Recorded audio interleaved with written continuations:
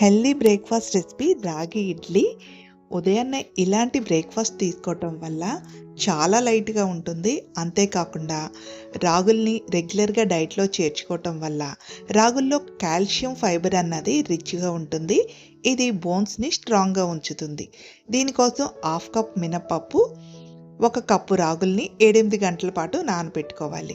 ఇక్కడ ఒక half cup idli రవ్వను కూడా 2-3 గంటల పాటు నానబెట్టుకోవాలి. ఇడ్లీ రవ్వ ప్లేస్లో మీరు ఇడ్లీ రైస్నైనా తీసుకోవచ్చు. 7-8 గంటలు నానిన తర్వాత రాగుల్ని, మినపప్పుని రెండింటిని కలిపి గ్రైండ్ చేసుకోవాలి.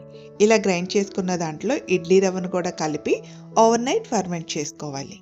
నెక్స్ట్ డే మార్నింగ్కి పిండి అన్నది చక్కగా ఫర్మెంట్ అయి ఉంటుంది. ఇది ఇడ్లీ ప్లేట్లో వేసి 15 to 20 మినిట్స్ వరకు మీడియం ఫ్లేమ్లో కుక్ చేసుకోవాలి. దీన్ని టమాటో చట్నీతో కానీ సాంబార్తో కానీ తీసుకున్నామంటే చాలా టేస్టీగా ఉంటుంది. ఇంకా ఇలాంటి మరిన్ని హెల్దీ బ్రేక్ఫాస్ట్ రెసిపీస్ కోసం ఛానల్ని సబ్స్క్రైబ్ చేసుకోండి.